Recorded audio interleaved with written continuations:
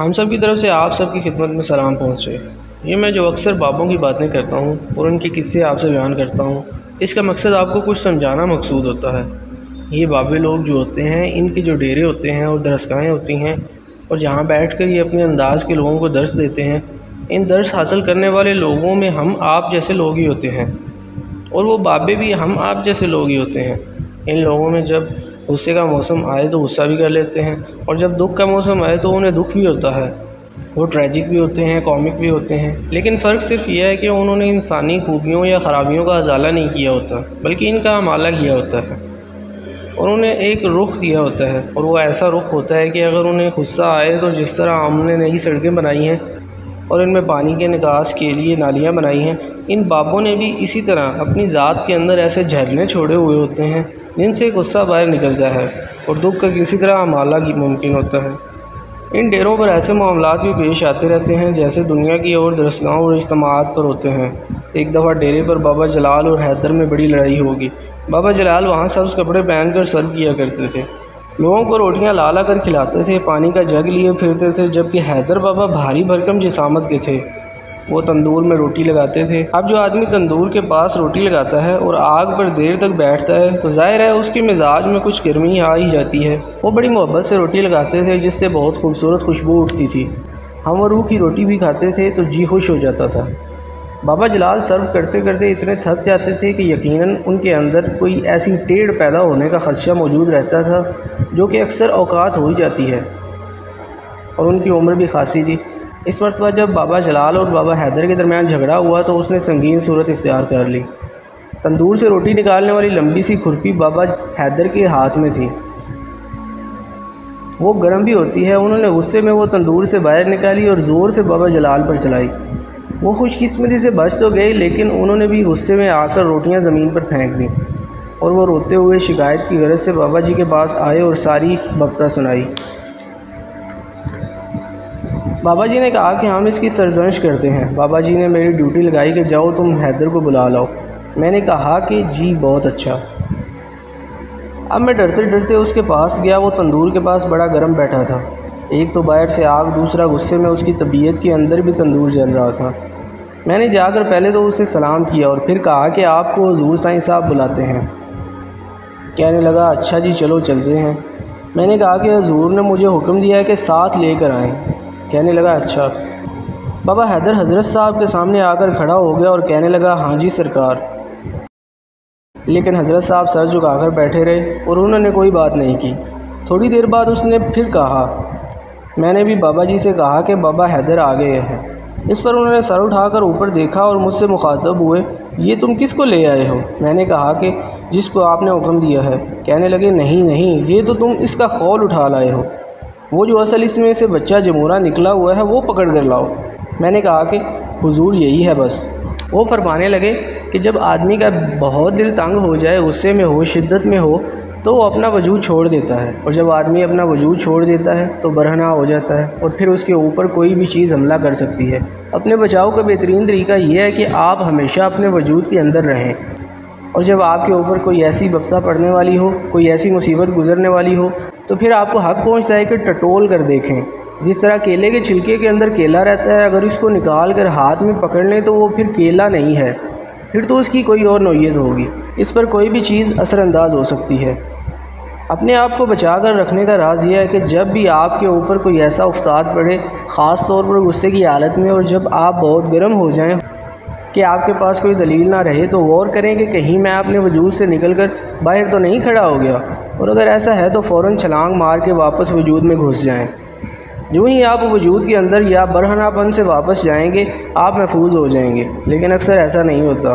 میں آئے روز اخبارات میں پڑھتا ہوں کہ ایک بھائی نے بغیر کوئی دلیل مانگے بہن کو قتل کر دیا، ساس بہو میں سین میں پانی پھینکنے پر جھگڑا ہو گیا۔ خواتین و حضرات، یہ ساس بہو کا جھگڑا بھی بڑا خوفناک ہوتا ہے۔ شکر ہے کہ میں کبھی ساس بنا ہوں نہ بہو، لیکن مجھے اخبارات سے یہ ضرور پتہ چلتا ہے کہ ساس بہو سے زیادہ ایک اور خوفناک چیز ہوتی ہے، اور اسے نند کہتے ہیں۔ ساس تو پھر بھی معاف کر دیتی ہے، نندیں معاف نہیں کرتی۔ یہ کس لیے سب ہوتا ہے؟ وجہ ساری وجود سے باہر آنے کی ہے۔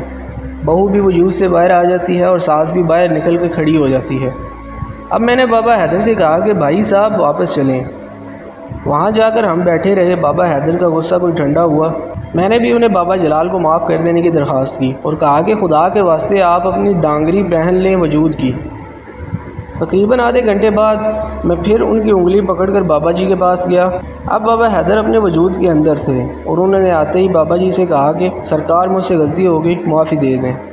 خواتین و حضرات، وجود کے اندر جانے سے آدمی کو سب سے بڑا فائدہ یہ ہوتا ہے کہ اس کی عقل اس کا ساتھ دینے لگتی ہے، وگرنہ نہیں دیتی۔ ہمارے ہاں ایک اکبر کوچوان ہوتا تھا، یہ ہمارے کالج کے زمانے کی بات ہے۔ وہ بڑا ذہین سا آدمی تھا، اسے سیاست سے بڑی دلچسپی تھی۔ وہ اکثر اوقات کارپوریشن کے اندر جو میٹنگز ہوتی تھیں ان میں ضرور جایا کرتا تھا۔ ہم اس سے کالج میں پوچھتے تھے کہ اکبر یار تیرا وہاں کیا کام؟ وہاں تو باتیں اردو یا انگریزی میں ہوتی ہیں۔ وہ کہنے لگا بھاجی میں وہاں بہت کچھ سیکھتا ہوں اور آدمی کو ایسی باتیں سن کر بڑی عقل آتی ہے۔ آپ کالج کے اسٹوڈنٹ ہیں، آپ لوگوں کو بھی چاہیے کہ وہاں جا کر سنا کریں۔ ہم نے کہا کہ تمہیں وہاں پر سمجھ کیا آتی ہے؟ وہ کہنے لگا کہ جی میں وہاں فیصلہ دینے جاتا ہوں کہ کون سی بات ٹھیک ہے اور کون سی بات غلط ہے۔ میں نے کہا بابا تم کیسے پتہ کر لیتے ہو؟ ہمارے ساتھ ایک لڑکا نریندر ہوا کرتا ہے، وہ بہت ذہین تھا۔ وہ اس سے کہتا تھا کہ اکبر تم کو کیسے پتہ چلتا ہے کہ کیا صحیح اور کیا غلط ہے؟ تم پڑھے لکھے تو ہو نہیں۔ وہ کہنے لگا کہ جی جو پارٹی میز پر مکے مارتی ہے اور اس کا چہرہ لال سرخ ہو جاتا ہے، اٹھ کر کھڑی ہو جاتی ہے، وہ غلط ہوتی ہے اور دوسری ٹھیک ہوتی ہے۔ بات پھر وہیں وجود کے اندر رہنے اور باہر نکلنے والی ہی ہے۔ جو وجود سے باہر نکل کر ٹپوسیاں مارتے ہیں یا کیلے کی طرح چھلکے سے باہر آ جاتے ہیں وہ غلط ہوتے ہیں۔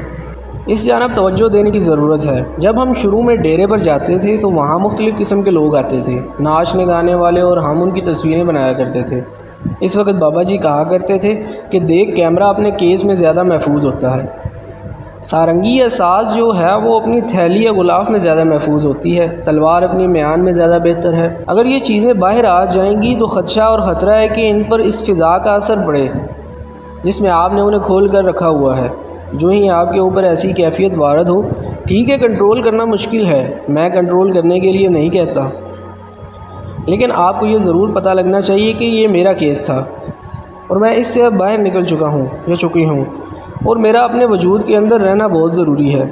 میں آپ پر یوں بھی زور زیادہ دیتا ہوں کہ آپ کا جو قومی مزاج ہے وہ ذرا سا تیز ہے دوسری قوموں کے مقابلے میں، اور جب گھبراہٹ کا موقع آتا ہے تو آپ جلدی گھبرا بھی جاتے ہیں، اور پھر جب کوئی دباؤ پڑتا ہے تو آپ کہتے ہیں کہ ہم مجتمع ہو کر اس دباؤ سے بچنے کے لیے یہ کام کریں گے جس میں ڈسپلن ہوگا۔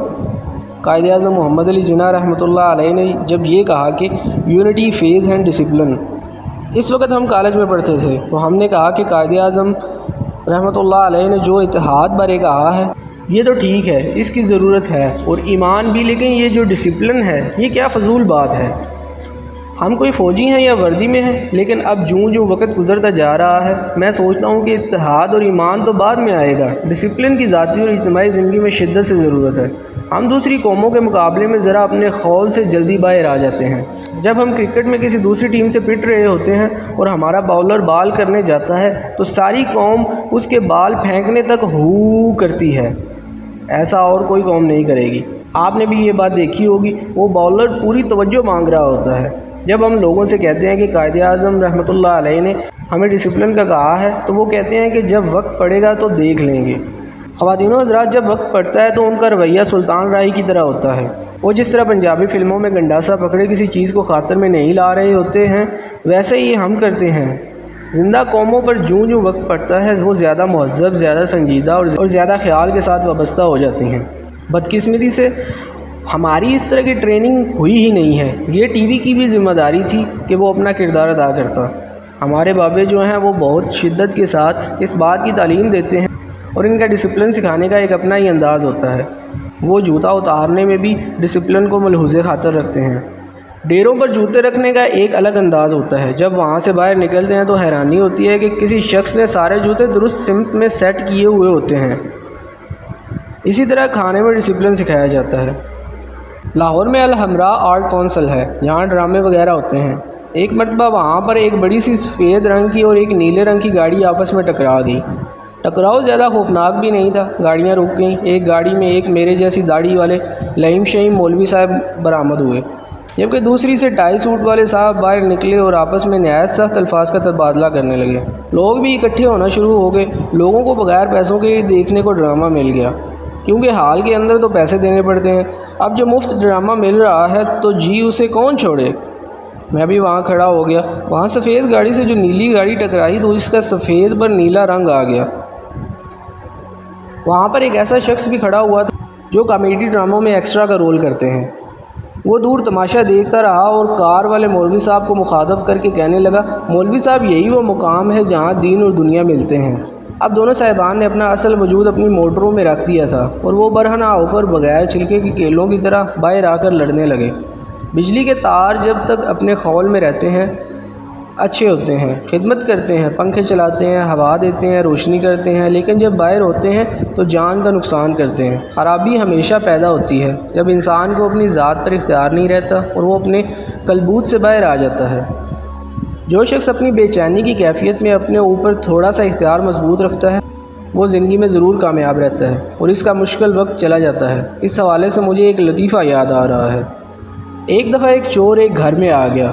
اس گھر کی مالکن بڑی موٹی تھی اور 2-2.5 من کی تھی اور جو اس کا خاوند تھا وہ دبلا پتلا تھا۔ چور جب آیا تو اس کے قدموں سے تھوڑا کھڑکا یا شور پیدا ہوا۔ اس اثناء میں اس موٹی عورت کی آنکھ کھل گئی اور وہ اپنی چارپائی سے اٹھی اور کہا کہ تیری ایسی کی تیسی۔ اس نے چور کو بازو سے پکڑا اور وہ چور بیچارہ پھسل کر زمین پر جو ہی گرا وہ عورت اس کے اوپر بیٹھ گئی۔ اب اس کا بیٹھنا تھا کہ چور کی چیخیں نکل گئیں۔ اس عورت نے وہاں بیٹھے بیٹھے اپنے دبلے پتلے خاوند سے کہا کہ جلدی سے پولیس کو لے کر آؤ۔ خاوند جلدی سے اپنا جوتا تلاش کرنے لگا، کبھی ایک کمرے میں جا کے تو کبھی دوسرے میں۔ اس کی بیوی کہنے لگی کہ میں نے تمہیں تھانے جانے کو کہا ہے اور تم ادھر بھاگے پھرتے ہو۔ اب وہ بیچارہ ویسے ہی بھاگم بھاگ میں لگا رہا لیکن باہر نہ گیا۔ چور بیچارہ بھی آخری دموں پر تھا۔ اس کی بیوی نے چیخ کر کہا کہ تم جاتے کیوں نہیں؟ خاوند نے جواب دیا کہ وہ اپنا جوتا تلاش کر رہا ہے جو اسے نہیں مل رہا۔ اس پر وہ چور جو دبا پڑا تھا بولا، بھاجی یہ میرا جوتا پہن لو اور جلدی جاؤ۔ اس نے اس لیے کہا کہ یہ جلدی جائے اور اس کی موٹی عورت سے جان چھوٹے۔ اب اس چور کو پولیس سے خوف کم اور اس موٹی عورت سے زیادہ محسوس ہو رہا تھا جو اس کے اوپر بیٹھی تھی۔ خواتین و حضرات، اس چور نے موٹی عورت سے کہا کہ آپا جی ذرا اٹھنا، میں اپنا جوتا دے دوں، اور وہ اٹھ بیٹھی۔ اس لطیفے میں اصل بات یہ تھی وہ چور حواس باختہ نہیں ہوا تھا، اس نے اپنے وجود پر قابو پایا ہوا تھا۔ اگر اس کے برعکس ہوتا تو یا موٹی عورت تلے پڑا مر جاتا یا پولیس پکڑ کر لے جاتی۔ اگر ہم اپنے وجود کو کلبوت کا قیدی کر لیں تو بڑی آسانیاں ہیں۔ آپ یوں ہی وجود سے نکلیں گے، مشکلات آئیں گی، آپ ضرور تجربہ کر کے دیکھیے گا۔ آپ کے آنے کا بھی شکریہ اور ناظرین کی بھی بڑی بڑی مہربانی کہ آپ جس توجہ اور محبت سے پروگرام کو دیکھتے ہیں، سنتے ہیں، اس کا دین تو میں دے ہی نہیں سکتا۔ اللہ آپ کو خوش رکھے، بڑی آسانیاں عطا فرمائے اور آسانیاں تقسیم کرنے کا شرف عطا فرمائے، اور یہ شرف بھی عطا فرمائے کہ ہم اپنے وجود کے بچے جمورے کو قابو کر سکیں اور اسے باہر نہ نکلنے دیں۔ اللہ حافظ۔